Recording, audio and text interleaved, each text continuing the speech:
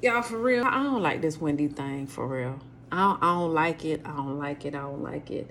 You know, I'm a prophet in real life. So I always want to be very careful about the things that I put my mouth on. I don't really hold too many punches when it comes to the topic of narcissism.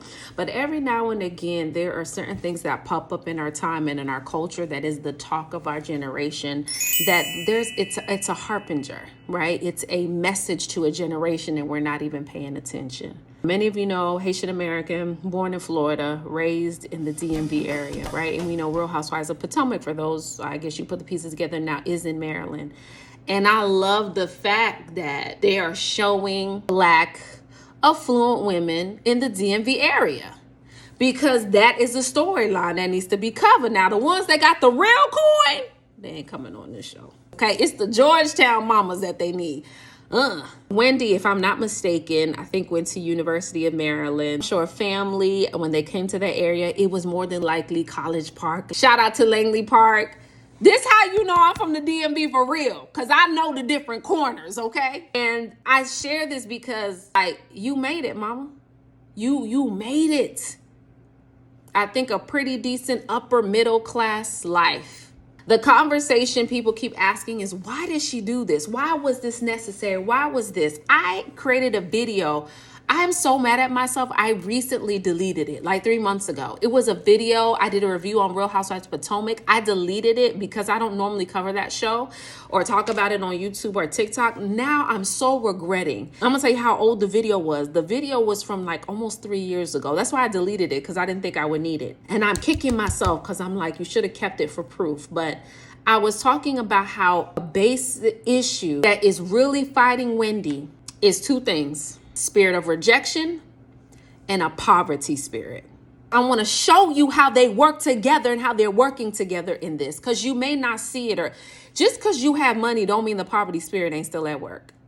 As a matter of fact, the poverty spirit loves when you get a little bit of coin, and then all the time these random expenses pop up. There's all these people you got to take care of. Every time you're about to hit a certain tab in your bank account, it goes back down.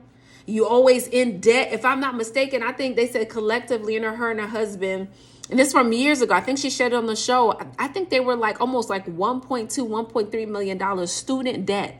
You work so hard to build a better life, to become a doctor, a lawyer. And we know that some of our Caribbean, African parents, they like to put a lot of pressure on: become a doctor, become a nurse, be a teacher, be an accountant. You know, no shade to them. They want stability for us, right? And then there can be some pressure there in terms of needing to make it, and then, turning around and making sure they're being taken care of. It's a whole thing. The spirit of poverty, you will find yourself in a series of unfortunate events. Sometimes something can be sitting in the bloodline, and it may be lying dormant and is just looking for an opportunity to manifest itself. I want to be very careful, because I do think that there's a lot of xenophobia, but I hate to say it, there is some truth when they're like, oh, no, he's Nigerian, and you know how Nigerians are. We're not going to do that. We're not going to label all Nigerians. We're not going to do that. But there is a stronghold that has to be acknowledged. When you know there's something in your bloodline, you got to be on the lookout for it, because it's looking for expression. One of the easiest ways that generational curses perpetuate itself is through mindsets. Spending before it hits your savings. Always feeling like you need excess. How is the spirit of poverty in this situation tied to a spirit of rejection? We know that there has been issues with Wendy in her marriage, her kids not knowing her in-laws. There's some cultural stuff I'm sure we don't fully understand. Again, I want to be very careful because I'm speaking from a Haitian American perspective. I don't care how much I have grown out around Africans. I don't know it all, okay? I don't. But there have been some issues where they did not want them to be together. Some are saying because of a particular tribe she's from, they believe for it to, be a curse, so many different things. And it could be one or two things. God is not speaking to me about Wendy in this situation. He is not. This is just a prophetic observation. But it makes us wonder, was it a prophecy or was it a projection? See, sometimes there is a certain type of curse, right, that can be spoken, and it'll wait 1 year, 2 years, 5 years, 10 years, looking for expression to manifest. Then there are some situations where somebody peep game a long time ago and said this ain't gonna work. It depends on the vessel, depends on the intention and the source in which they're speaking from, right? But I think this conversation is very necessary because I think that material things is a lot of the way that when you've been rejected, you compensate for it. You want to look like you popping, you got it together. Body done, house got, car driven, you private school. Remember what we found out in 2020? Even people who make way more money than us, everybody was hurt in 2020 because just because they might be in media and in entertainment, their bills are bigger than ours. And some of these people are still living 3 checks away from not having a home.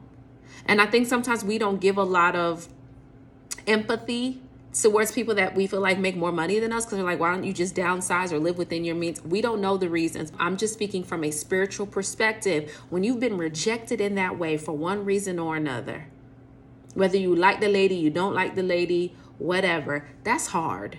That's not an easy thing. I know what it's like because where you're from or you don't come from a financial background, how people can handle you and treat you and ostracize you. We got a lot of that different stuff, especially even in the body of Christ. We do. And so I wanted to share this spiritual perspective because let's just not pray about generational curses. Let's also fix the mindset that these things will continue to perpetuate itself through because it's looking for expression. It's looking for an opportunity to be say, aha, see? Everybody from this country, everybody from this tribe, everybody from this family, they can go this far, but we got to pull them back because that's what poverty does. I'm going to let you go a little bit, then I'm going to pull you back to where you started. That's a lot.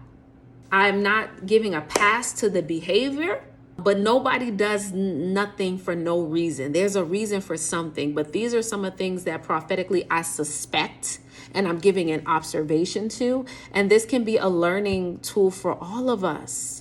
Right? We're on the lookout for, we're always, praying about the big stuff. But when it comes to foundational issues and foundational devils, they are like your arch nemesis. They will beef with you to the end.